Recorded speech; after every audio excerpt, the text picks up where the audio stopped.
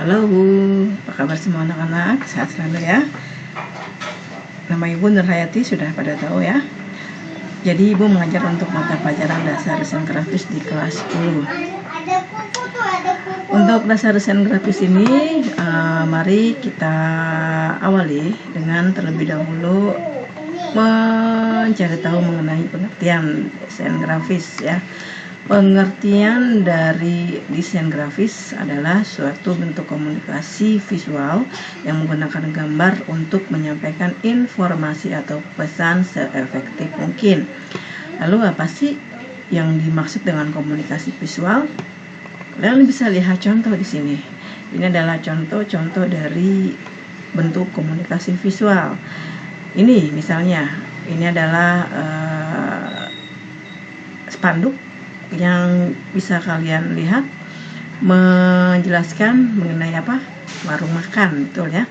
Jadi di sini sudah terlihat dengan hanya melihat sebuah gambar ya, teks, lalu ada warna di sini, ada bentuk ya. Ini berarti ada pesan atau informasi yang disampaikan dari gambar ini bahwa ini adalah warung makan. Ini biasanya ada ditempel di warung-warung makan. Lalu yang berikutnya ini ya, ini adalah iklan yang isinya, yang pesannya adalah promosi murah dalam produksi cetak spanduk. Lalu yang ini informasi mengenai cuci gudang. Ya, simple. Jadi dengan hanya melihat gambar ini semua, kita sudah tahu pesan yang disampaikan dari gambar berikut. Nah, itulah yang dinamakan dengan komunikasi visual ya. Komunikasi yang hanya dengan melihat sebuah gambar kalian sudah paham bahwa di situ ada pesan yang ingin disampaikan. Berikutnya, nah ini juga ya merupakan logo dari banyak perusahaan ya. Dari sini kalian tahu ini adalah logo, ini misalnya logo McD. McD untuk apa sih ya? Untuk makan. Lalu ini untuk mana lagi nih? Ini adalah logo dari merek dagang, sebuah perusahaan yang mengeluarkan gadget. Kita sudah tahu ya. Jadi dengan hanya sebuah logo kita sudah tahu. Berikutnya, setelah pengertian dari komunikasi visual, ada kategori desain grafis. Kategori desain grafis yang pertama adalah printing. Printing atau percetakan adalah proses industri untuk memproduksi secara massal tulisan dan gambar dengan tinta di atas kertas menggunakan sebuah mesin cetak. Contohnya adalah desain buku. Lalu ada lagi poster ya. Poster itu kan dia bentuknya di kertas, dicetak secara massal, secara banyak sekali cetak. Lalu ada lagi pamflet, flyer ya, intinya dicetak di atas kertas menggunakan tinta yang diproduksi secara banyak, printing ya, itu berarti. Setelah printing, kategori desain grafis berikutnya adalah, ini contoh tadi ya, ini contoh dari poster yang dicetak secara massal menggunakan kertas. Di atas tinta dicetaknya menggunakan, di atas kertas dicetak menggunakan tinta. Lalu tadi yang pertama setelah printing ada web design. Web design adalah istilah umum yang digunakan mencakup bagaimana isi web atau konten ditampilkan. Tujuan dari web design adalah untuk membuat website atau sekumpulan konten online termaksud dokumen dan aplikasi yang berada pada server.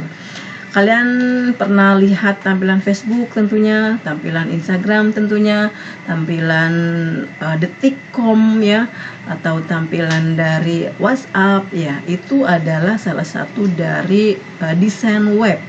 Jadi desain web itu desain yang bisa kita lihat di layar ya, di layar.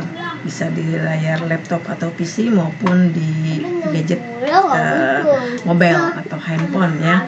Lalu seiring dengan perkembangan teknologi saat ini, seorang web designer dituntut untuk bisa membuat desain yang responsif, maksudnya bisa dibuka di handphone, bisa juga dibuka di PC atau laptop. Jadi ketika dilihat itu di media manapun, di laptop maupun di handphone, sama-sama enak maksudnya. Setelah web design itu, berikut adalah desain film. Desain grafis yang berkaitan dengan industri perfilman dan TV, mencakup beberapa kegiatan antara lain konsep virtual, storyboard, title and credit, special effect, stage design, sampai ke materi promosi berupa poster film, iklan, dan juga materi hasil produksi berupa VCD dan DVD ya. Ini adalah desain film ya. Akhir dari produksi desain film bisa kita lihat di DVD atau VCD. Sedangkan di proses pembuatannya itu kalian bisa lihat ketika menonton filmnya secara langsung ya. Kalian lihat ada efeknya ketika film itu sedang berlangsung, lalu di akhir film itu ending, kita bisa lihat ada teks yang berjalan ke atas, itu adalah title and credit. Itu semua perlu didesain dalam dunia perfilman. Setelah film, berikutnya adalah desain AGD dan identifikasi atau logo maksudnya, maaf. Environmental Graphic Design. Kedua bidang ini AGD, maaf sorry ya. Ini AGD. Ini AGD dan logo merupakan desain profesional yang mencakup desain grafis, desain arsitek, desain industri, dan arsitek taman. Desain grafis tadi kita sudah bahas di atas ya. Lalu arsitek, desain arsitektur maksudnya di sini ya. Ada itu desainernya. Lalu ada lagi desain industri dan arsitek taman. Nah, ini di bawah ini adalah contoh dari identifikasi atau logo. Lihat, bisa kalian lihat. Ini adalah logo dari McD. Ini adalah logo dari Starbucks. Jadi kalau kalian ingin makan, kalian perginya ke McD. Kalian ingin minum, kalian perginya ke Starbucks. Jangan ditukar. Jadi dengan hanya melihat logo, kalian sudah tahu, sudah menerima dengan akal bahwa pesan yang disampaikan adalah ini tempat minuman, ini tempat untuk orang makan. Ya, jadi ada satu tindakan dari hanya sebuah logo. Dan ini adalah logo dari TVRI, sebuah industri siaran televisi. Ini adalah logo dari BRI, industri keuangan. Jadi dari logo ini kita bisa tahu kalau kita mau nabung, kita mau pinjam uang, kita perginya ke bank, bukan malah ke TVRI. TVRI ini untuk kita menghibur diri.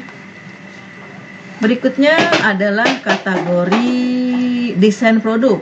Desain produk bisa disebut sebagai